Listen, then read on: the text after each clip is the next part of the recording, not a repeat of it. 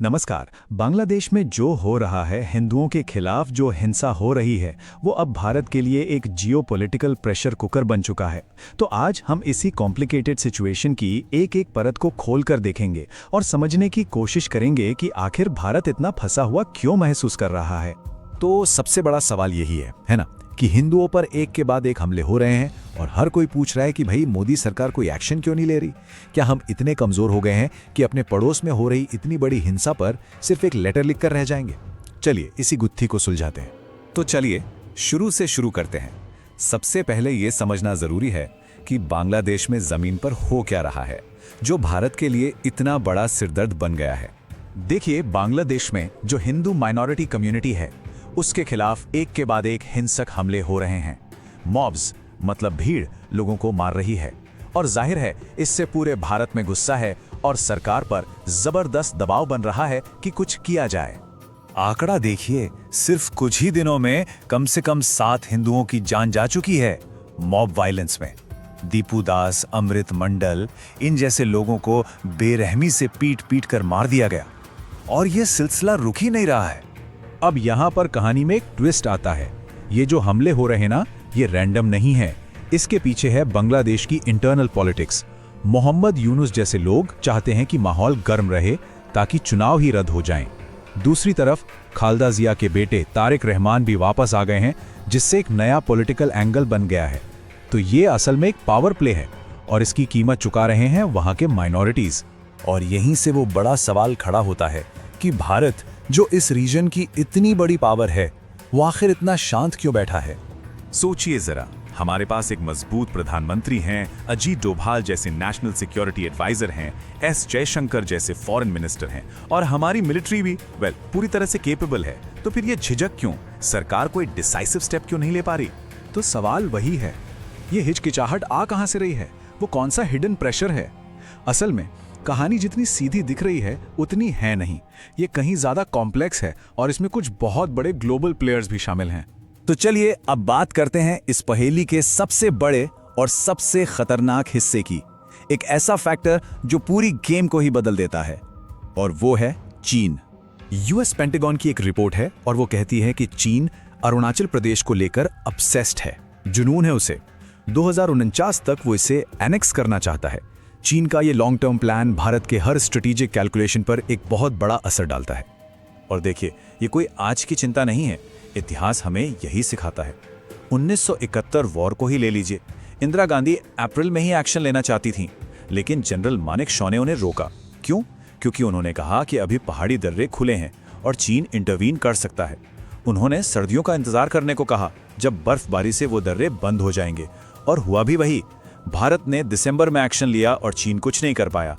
मतलब हम तब भी चाइना फैक्टर को ध्यान में रख के चल रहे। और यहीं पर सबसे जरूरी बात आती है।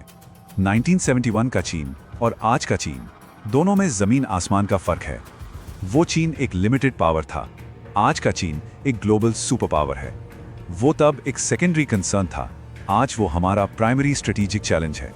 तो इसके जवाब में भारत क्या कर रहा है? हम चुपचाप अपनी डिटरेंट कैपेबिलिटी बढ़ा रहे हैं। सिलीगुड़ी कॉरिडोर, जिसे चिकन स्नेक भी कहते हैं, वहां नए मिलिट्री गैरिसन्स बनाना, 350 किलोमीटर रेंज वाली K4 सबमरीन मिसाइल का सक्सेसफुल टेस्ट, ये सब तैयारी बांग्लादेश के लिए नहीं है, ये तैयारी है चीन जैसे बहुत बड़े खतरे के लिए। चीन की एक खासियत है, वो दोस्ती की बातें तभी करता है जब उसे पीठ में छुरा घोंपना हो, जैसे गलवान में हुआ। पहले डिसएंगेजमेंट की बातें और फिर तो जब भी चीन शांति की बात करे ना, तो समझ जाना चाहिए कि कुछ बड़ा होने वाला है। तो ये तो हुआ चाइना फैक्टर। अब आते हैं प्रेशर की दूसरी लेयर पर, और ये प्रेशर चीन से नहीं बल्कि वेस्ट से आ रहा है। अभी हाल ही में क्या हुआ? अमेरिका ने नाइजीरिया में आईसिस के कैंप्स पर स्ट्राइक की, और वजह क्या दी? कि वो वहां क्रिश्चियंस को प्रोटेक्ट कर रहे थे। अब इस एक एक्शन ने एक ऐसा नैरेटिव सेट कर दिया है, एक ऐसी कहानी बना दी है जिसे अब भारत के खिलाफ इस्तेमाल किया जा रहा है। यहाँ पर यह समझना बहुत जरूरी है कि दोनों सिचुएशंस कितनी अलग हैं। जो लोग तुलना कर रहे हैं वो एक बड़ी चीज मिस कर रहे हैं।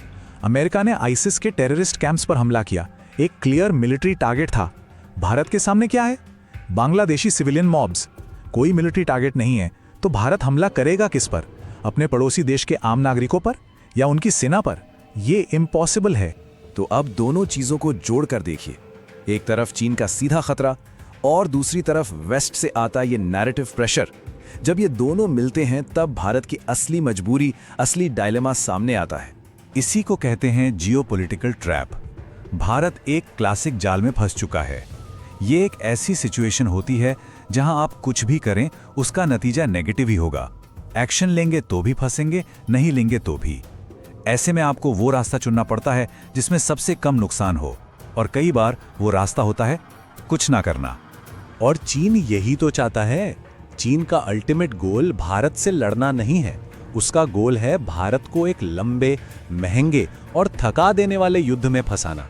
बांग्लादेश के साथ एक ऐसा युद्ध जिसमें हम सालों तक उलझे रहें, हमारी जो 8% से ज्यादा की इकोनॉमिक ग्रोथ है वो पटरी से उतर जाए और चीन इस पूरे रीजन में अनचैलेंज्ड किंग बन जाए। चीन का सिंपल फंडा है, भारत को हराना है तो उसे थकाओ। तो अब लीडरशिप के पास चॉइसेस क्या हैं? बहुत ही मुश्किल है। अगर मिलिट्री एक्शन लेते हैं तो एक लंबा युद्ध होगा, पूरी दुनिया में बदनामी होगी और हम सीधे सीधे चीन के जाल में फंस जाएंगे। और अगर कुछ नहीं करते तो देश के अंदर से जबरदस्त प्रेशर आएगा और वर्ल्ड स्टेज पर हमारी इमेज कमजोर बनेगी। करें तो क्या करें? तो आप देखिए, ये सिचुएशन मिलिट्री पावर का टेस्ट नहीं है, ये है स्ट्रेटेजिक पेशेंस का टेस्ट। यहाँ गुस्से या भावनाओं में आकर लिया गया एक भी कदम बहुत भारी पड़ सकता है। और ये हमें एक आखिरी सवाल पर लाकर छोड़ देता है कि जब कोई आपको एक सोचे समझे जाल में फंसा दे तो क्या उस वक्त सब्र रखना ही सबसे बड़ा और सबसे घातक हथियार होता है?